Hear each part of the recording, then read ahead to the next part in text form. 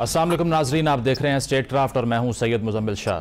पाकिस्तान में क्रिकेट को एक जुनून की हद तक फॉलो किया जाता है और स्पेशली दुनिया के सबसे बड़े स्पोर्टिंग इवेंट्स की अगर बात की जाए तो भारत और पाकिस्तान का जो मुकाबला होता है, जिसको तकरीबन 40 करोड़ लोग अपनी टेलीविज़न स्क्रीन पर देखते हैं, उससे हमेशा से बहुत तवक्कुआत रहती हैं। लेकिन गुज़श्ता रात भी वही हुआ जिसका डर था, और वो ये कि वन साइडेड मैच पाकिस्तान की टीम हारी।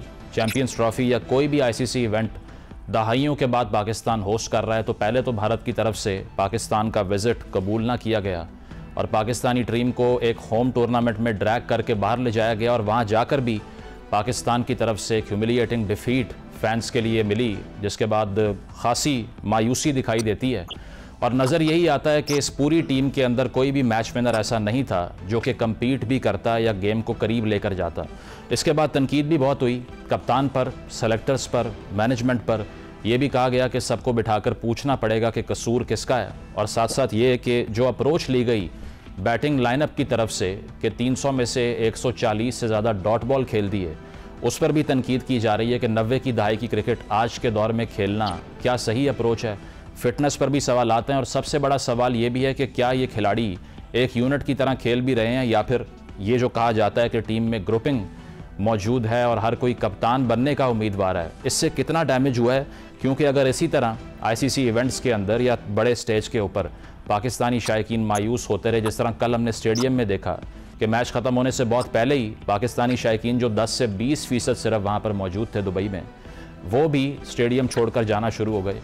कितना मायूस कर सकता है ये फैंस को, इसका सलूशन क्या है और ज़िम्मेदारी किस पर आयद होती है। गुफ्तगू का आगाज़ करते हैं। आमिर सुहेल साहब हमारे साथ मौजूद हैं, साबिक टेस्ट क्रिकेटर हैं, और इसके अलावा senior sports journalist Mirza Iqbal Beg साहब ज्वाइन कर रहे हैं। आप दोनों का बहुत बहुत शुक्रिया।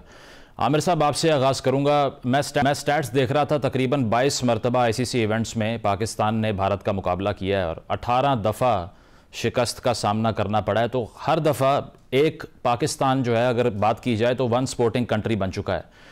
बाकी तमाम स्पोर्ट्स में जितनी डेवलपमेंट थी उसको सेक्रीफाइस करके पूरी कौम ने उम्मीदें एक स्पोर्ट्स से लगाई और वो भी परफॉर्म नहीं कर रही। बहुत पेसिमिज्म है लोगों में, होपलेसनेस है। क्या देखते हैं आप कि ये कभी ये जो स्टैटिस्टिक्स हैं ये चेंज हो भी सकते हैं, या फिर अब रॉट इतना ज़्यादा हो चुका है कि इसको फिक्स करना ही पॉसिबल नहीं दिखाई दे रहा? नहीं, बिल्कुल पॉसिबल है जी। इसमें कोई शक नहीं है। देखें, अगर कोई प्रॉब्लम होगी उसका फिक्स होता है, और ये हमारे खुद क्रिएटेड जो प्रॉब्लम्स हैं इनको फिक्स किया जा सकता है, और इसमें बेहतरी लाई जा सकती है, और इसमें बहुत ज्यादा फोकस की जरूरत है। और फोकस तभी आएगा जब आप कंसर्न फील करना शुरू करेंगे। हम तो अब इसके आदी हो गए हैं ना, हम कहते हैं ठीक है हार गए कोई बात नहीं है, बट हम अपने आप को चैलेंज नहीं दे रहे कि भाई हमने इंडिया को अब नेक्स्ट जो भी इवेंट होगा हमने हराना है।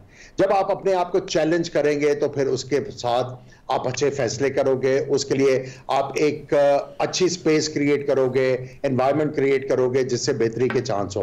बट अनफॉर्चुनेटली ये नहीं हो रहा, और जो सबसे बड़ी प्रॉब्लम है वो हम खुद क्रिकेटर्स हैं। हम हैं ये सारी बेसिकली एक तरह की क्रिकेट की बर्बादी की जिम्मेदारी हम पे आती है।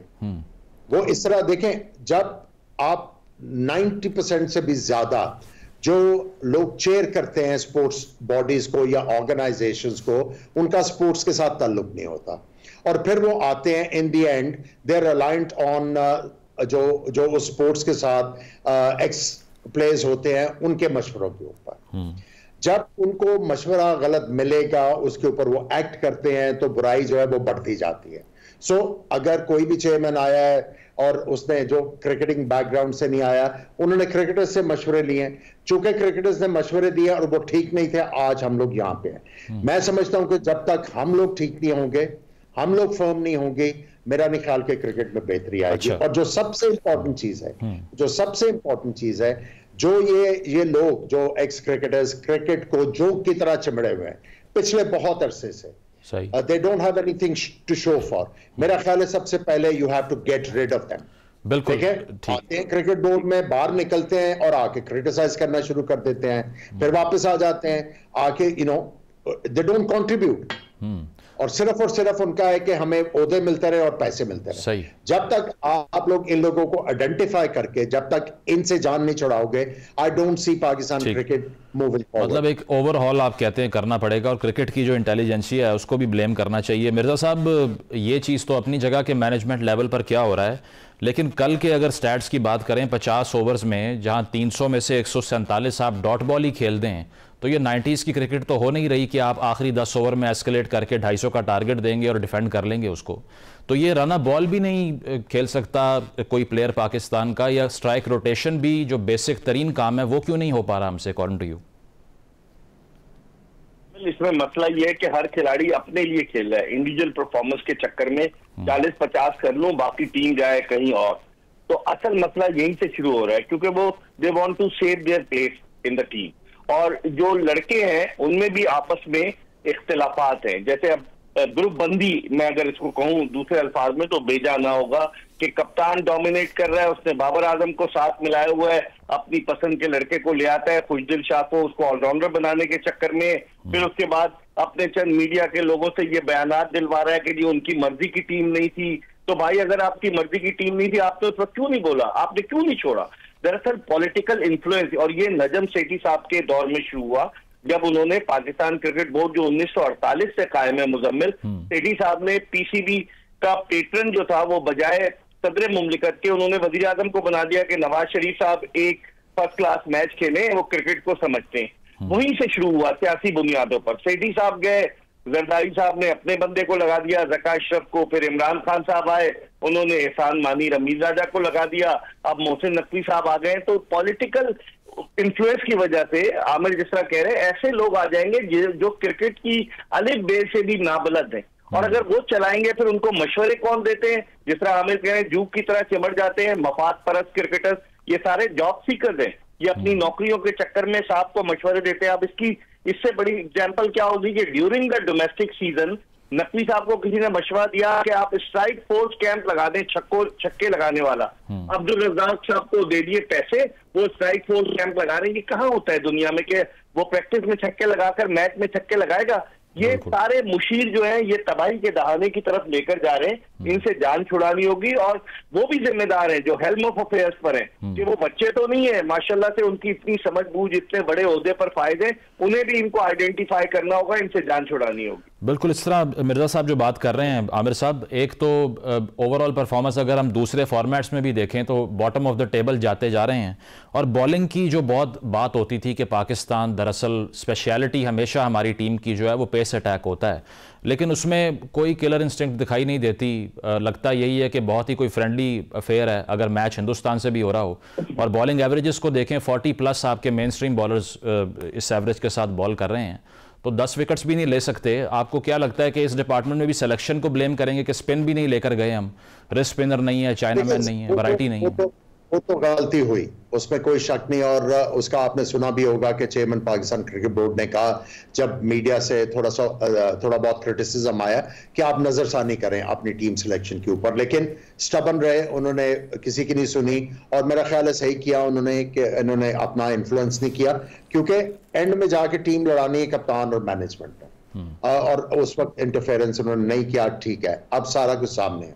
अब जहां तक आप बात कर रहे हैं, देखिए आपने बॉलिंग की बात की, मेरा ख्याल है 90s के जो फास्ट बॉलर्स थे उसके बाद पाकिस्तान के किसी फास्ट बॉलर ने 200 विकेटें ली, बहुत बड़ा कंसर्न है। PSL पूरी दुनिया में मशहूर था कि ये बॉलर्स का ये लीग है, और IPL को कहते थे ये बैट्समैनों की लीग है। आप मुझे ये बताएं कि इस PSL में पहली दफा हसनैन आइडेंटिफाई हुआ, हसन अली, और कितने फास्ट बॉलर किधर हैं? अभी तक आपको कोई फास्ट बॉलर नजर आया कि जिससे डेवलप किया हो? जो अच्छे हैं वो भी नीचे चले गए। सो इसका मतलब यह है कि उनको जो एडवाइस मिल रही है, या उनके साथ जो लोग जुड़े हुए थे या पहले जुड़े हैं या हुए, उनके पास नॉलेज ही नहीं है इनको हेल्प करने की। तो मैं इसीलिए कह रहा हूं कि ये जो जोक की तरह चिमटे हुए हैं, सबसे पहले आपने इनको आइडेंटिफाई करना। आपने ये देखना है कि यार उस जमाने में कोच कौन था, उसकी कंट्रीब्यूशन क्या थी, इस जमाने में ये एकेडमी में ये था, या नेशनल एकेडमी में ये कोच थे, फ्लां टीम के साथ थे, इनकी कंट्रीब्यूशन क्या है। अगर उनकी कंट्रीब्यूशन आपको नहीं नजर आ रही, आप उन्हें कहें आप घर जाएं, अच्छा। और अगर आपको बहुत ज्यादा शौक है तो आप जरा जाके गिलगिस्तान या आप फाटा में या आप जाके कोयटा में करें ना कोचिंग, सारे जो है मीठा खाने आ जाते हैं। बिल्कुल। हार्ड वर्क जो है वो करना नहीं चाहता। तो मैं ये समझता हूं जब तक आप इन लोगों को आइडेंटिफाई नहीं करेंगे तब तक जो है आपकी क्रिकेट नहीं बढ़ेगी। और मैं समझता हूं जो सबसे इंपॉर्टेंट स्टेप है वो आप अपने क्लब क्रिकेट को रिवाइव करें। और अगर आप आमिर साहब वो ग्रुपिंग वाली बात से आप अग्री करते हैं कि टीम में दरअसल 2-3 डिफरेंट फैक्शन बने हुए हैं? मिर्जा इकबाल बेग साहब जो हैं वो बहुत जो है वो आप उनको शर्लक होम्स ही कह लें, ठीक है। उनके पास तो सारी इंफॉर्मेशन होती है। मैं कोई इतना ज्यादा जो है वो इंफॉर्मेशन लेने के चक्कर में नहीं होता और मैं इन चीजों से थोड़ा सा परे रहता हूं। लेकिन जो आपको लार्जर पिक्चर में चीजें नजर आ रही हैं वो आपको ग्लेयर कर रही हैं आपके फेस के ऊपर। तो मैं ये समझता हूं जब तक आप अपनी क्लब क्रिकेट को नहीं रिवाइव करेंगे, क्योंकि स्कूल क्रिकेट रिवाइव हो सकती है लेकिन उसके लिए एक मैकेनिज्म चाहिए, हर चीज का फिक्स होता है। लेकिन चूंकि 2-2 कनाल के ऊपर घर जो है और उसमें स्कूल खोल दिया हुआ है, स्पोर्ट्स की फैसिलिटी नहीं है स्कूलों में, तो वो थोड़ा सा मुश्किल काम है। लेकिन जो आसान काम है उसको तो कर लो। जब तक क्लब क्रिकेट नहीं होगी आप कैसे जो है वो ट्रांसपेरेंसी लेके आओगे, कैसे आप ऑनेस्टी लेके आओगे, कैसे आप मेरिट लेके आओगे? बिल्कुल। प्रोग्राम में एक ब्रेक शामिल करते हैं, ब्रेक के बाद वापस आएंगे। Stay with us.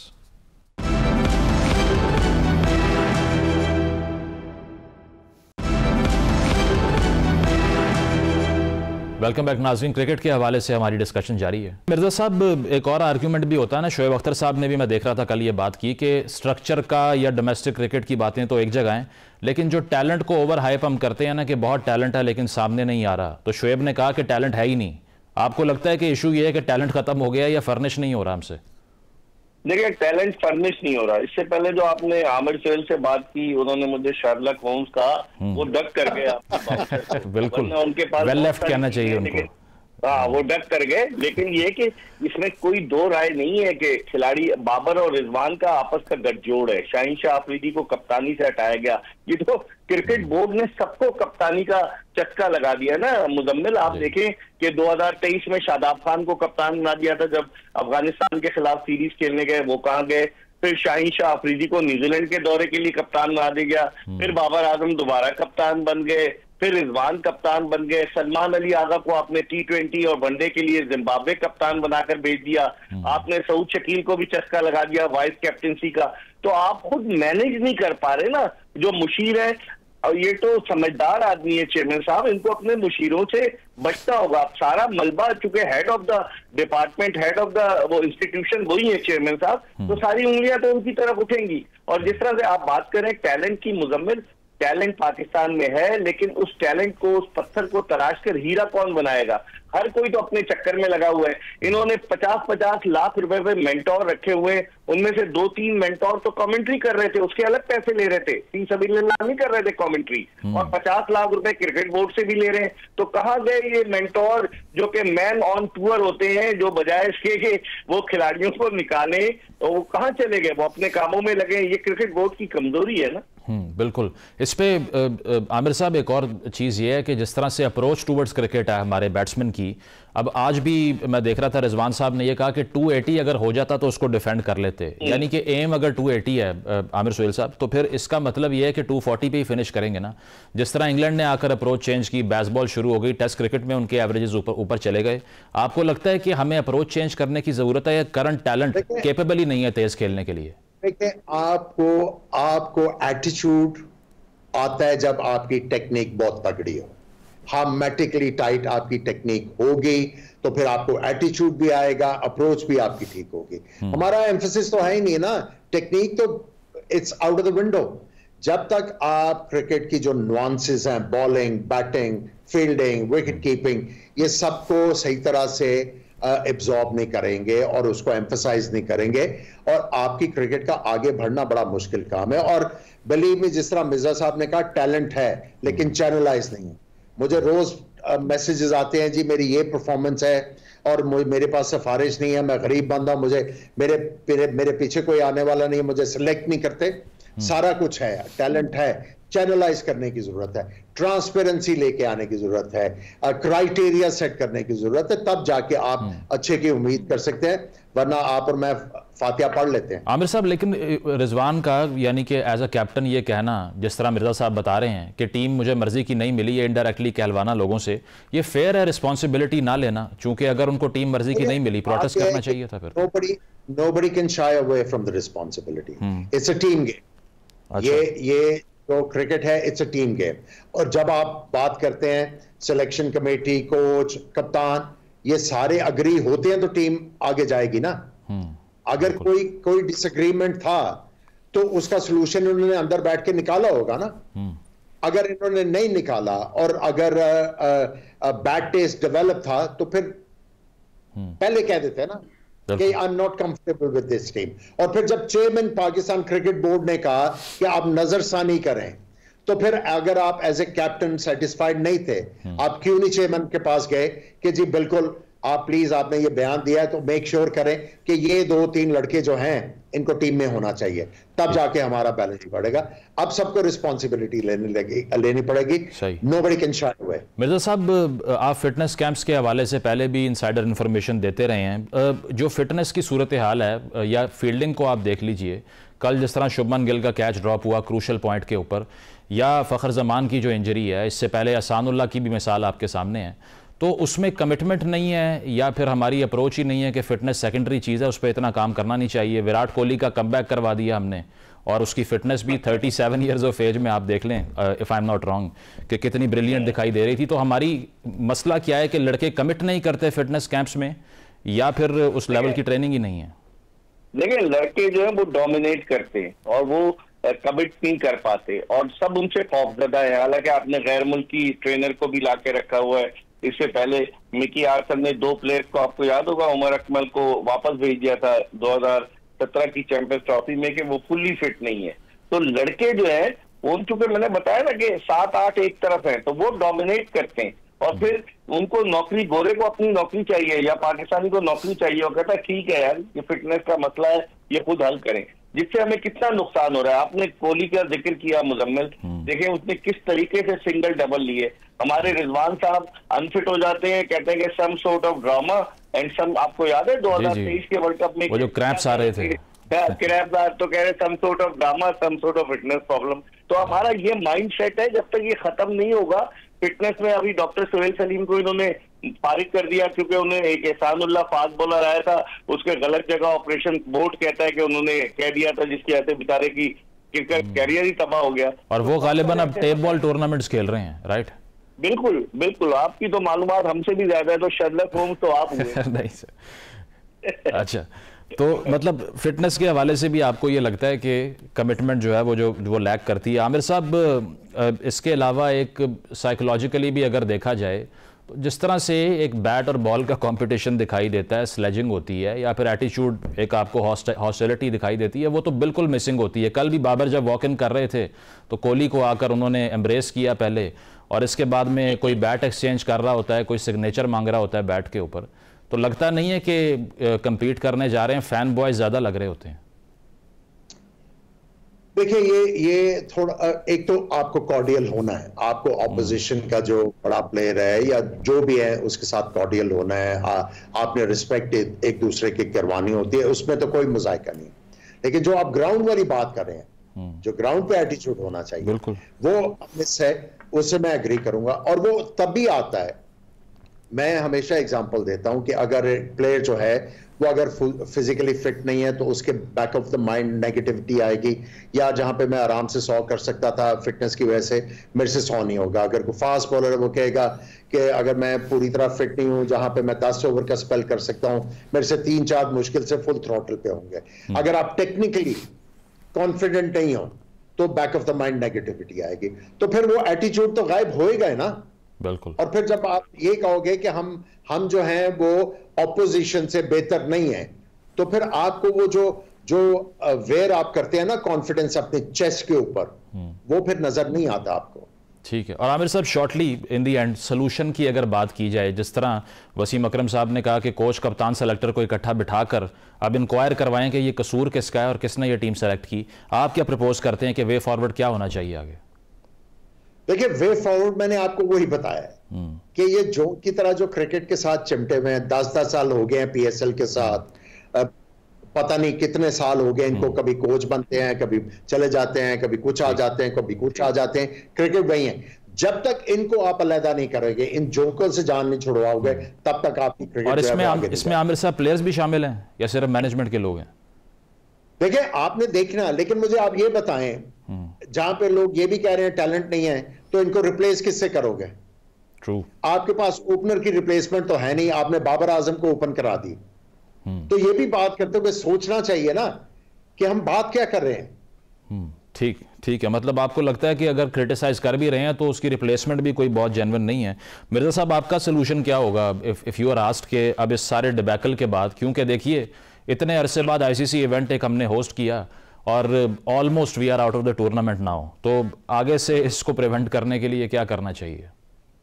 इसके लिए ऑपरेशन क्लीन अप की जरूरत है मुजम्मिल। पिछले साल 9 जून को जब हम भारत से हारे थे तो पीसीबी के चेयरमैन ने कहा था कि सर्जरी होगी, सब लोग इंतजार करते रहे और हसन अली तो मजाक उड़ा रहा था कि सर्जिकल इक्विपमेंट नहीं मिला इसलिए सर्जरी नहीं हुई। अच्छा। तो आपको डीप जाकर उन चीजों के ऊपर तवज्जो देनी होगी कि जो मसाइल जिनसे पैदा हुए हैं, और अगर आप लोगों के मशवरे पे चलेंगे, मुशीरों के मशवरे पे चलेंगे, तो फिर आपकी भी बदनामी होगी, पाकिस्तान क्रिकेट भी डिक्लाइन की तरफ जाएगी। मैं समझता हूँ अगर ऑपरेशन क्लीन अप हो, सिलेक्शन कमेटी जो है उसको फारिग किया जाए, क्योंकि उसकी सेलेक्ट करदा टीम है। कप्तान से पूछा जाए कि आपने क्यों नहीं उस वक्त शोर मचाया जब आपकी मर्जी की टीम ही थी। बहुत सारे स्टेप लेने होंगे। अब देखिए, अल्लाह ही हाफिज है पाकिस्तान क्रिकेट। नहीं, बिल्कुल रिस्पॉन्सिबिलिटी कप्तान को, सेलेक्टर्स को और इसके अलावा मैनेजमेंट को लेनी पड़ेगी। बहुत बहुत शुक्रिया। आमिर सुहेल साहब, बाल बेग साहब मौजूद थे। एक ब्रेक शामिल करते हैं, ब्रेक के बाद वापस आएंगे। Stay with us.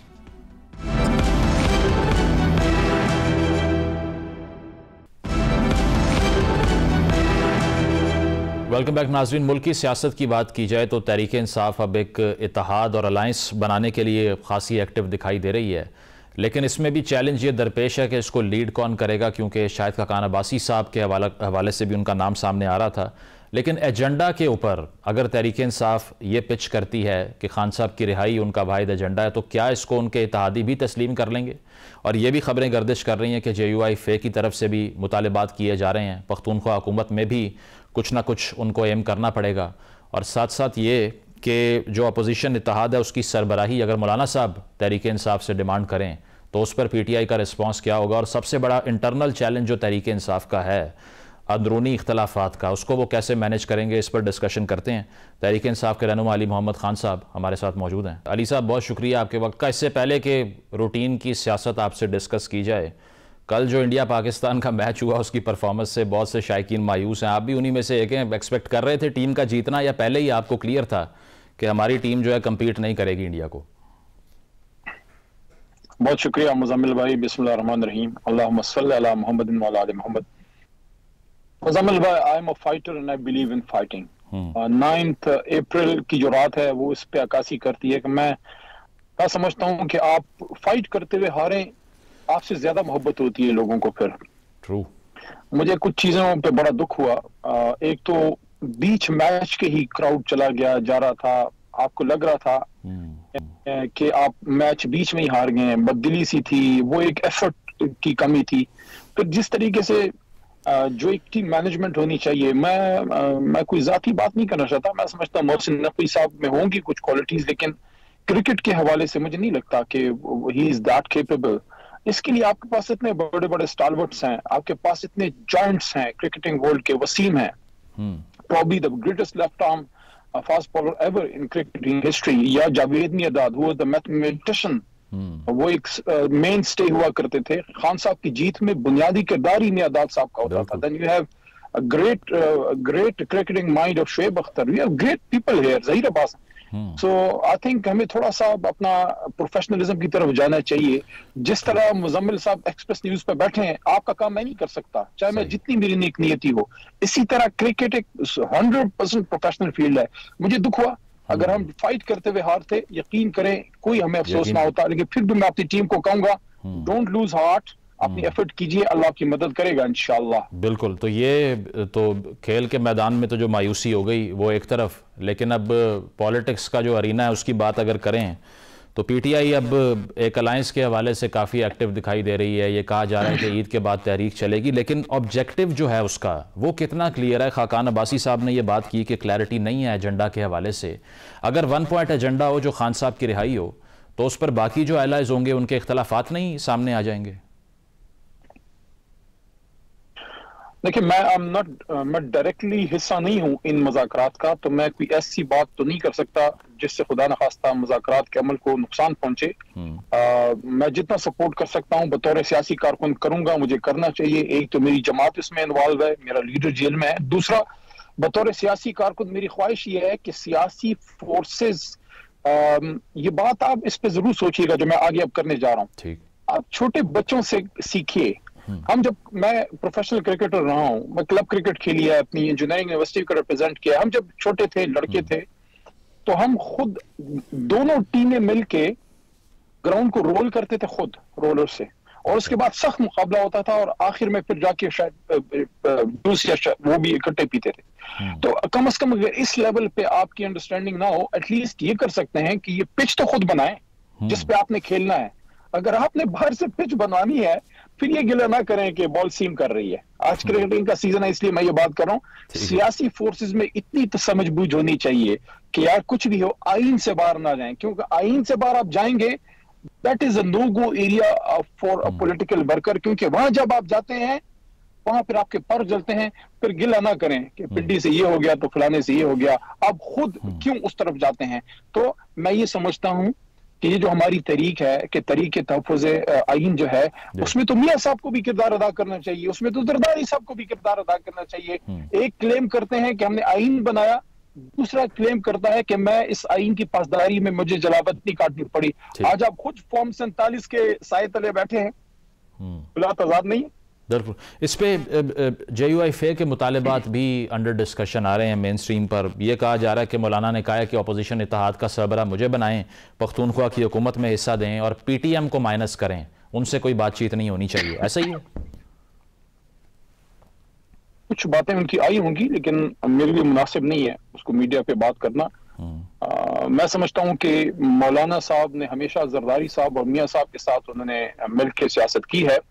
पहली बार वो आपने उनको आपने अपोज ही इतना किया कि और उनके पास ऑप्शन ही ना बची ना 2012 के बाद से।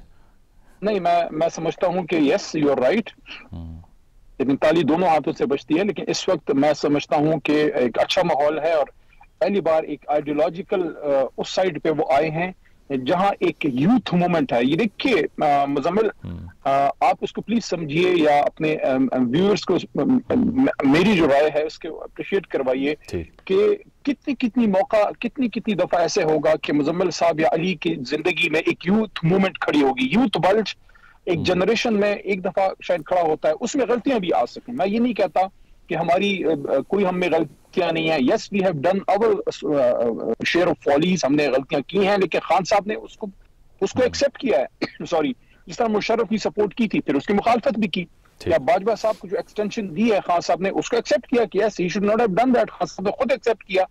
तो अब अगर खान साहब एक स्टैंड ले रहे हैं सिविलियन सुप्रीमेसी के लिए, तो और ये mind it's not against institution, हम अपने इदारे के खिलाफ खुदा न खास्ता कभी भी नहीं है। हाँ, हम एक इंटरफेरेंस जो होती है सिविलियन डोमेन में एस्टैब्लिशमेंट की तरफ से, हम उसके खिलाफ हैं कि यार मुल्क को आईन पे चलाएं। बाकी तो अगर देखें मुजम्मिल साहब, अगर आपकी एक तगड़ी फौज ना हो, आप एक दिन सर्वाइव नहीं कर सकते, लेकिन वो अपना काम करें, हमें अपना काम करने दें। ठीक है। और इस पर जो ऑब्वियसली अगर आपने इस प्लेटफॉर्म से अपोज करना है हुकूमत को, तो फिर अपना हाउस एंड ऑर्डर भी तो चाहिए ना। उसको लेकर भी अब ये खबरें आ रही हैं कि गंडापुर साहब ने इमरान खान साहब से फैसला एक रिवर्स करवा दिया, जो वो चाह रहे थे कि कामरान बंगिश को, तैमूर झगड़ा साहब को काबीना में शामिल कर लें, तो गंडापुर साहब ने कन्विंस कर लिया कि ऐसा ना कीजिए, मैं इन लोगों को नहीं चाहता अपनी कैबिनेट में।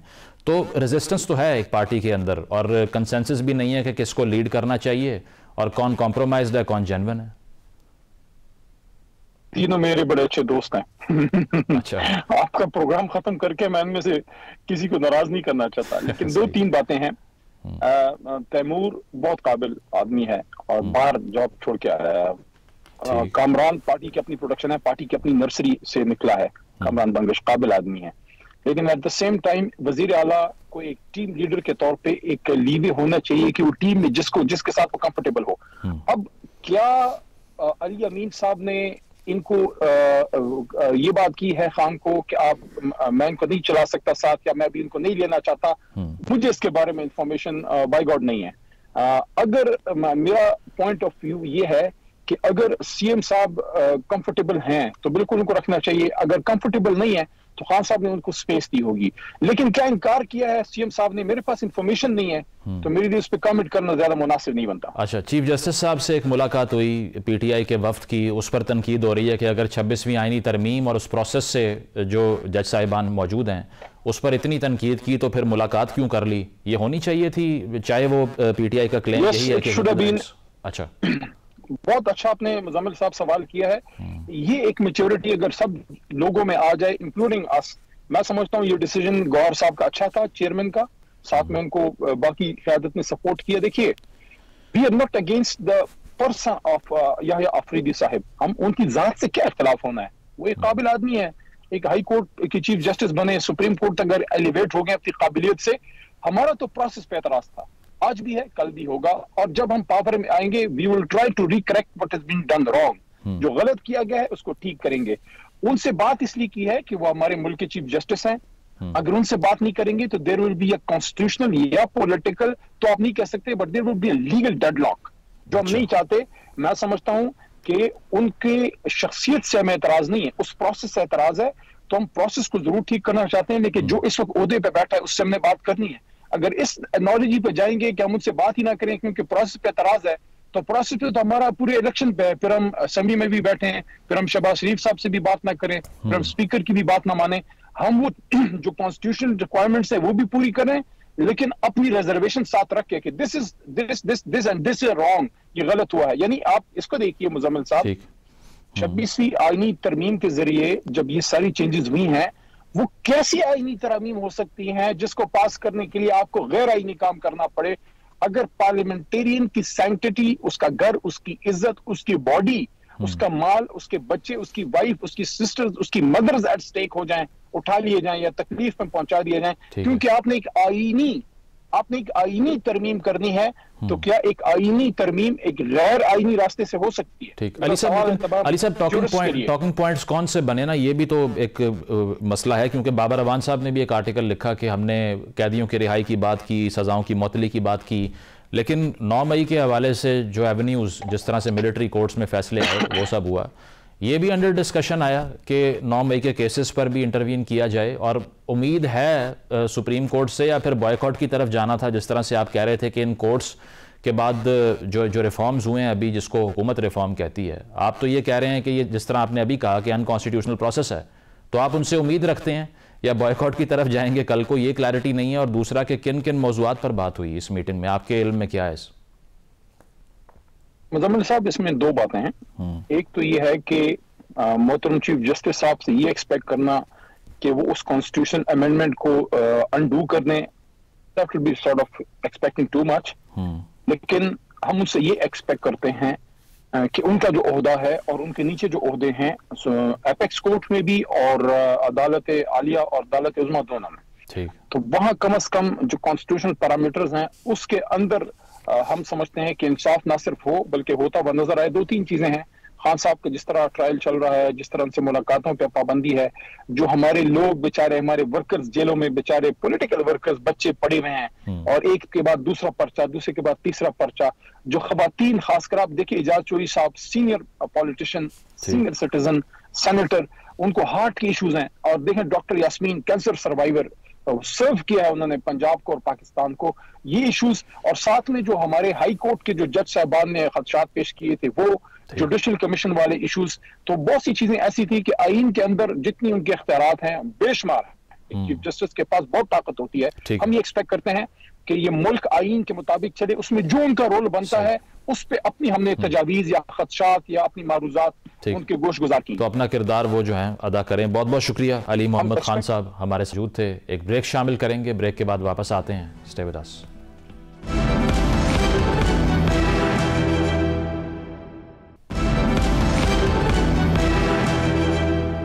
नाज़रीन, प्रोग्राम आपने मुलाहिज़ा किया, फीडबैक ज़रूर दीजिएगा। इजाज़त दीजिए, अल्लाह हाफ़िज़।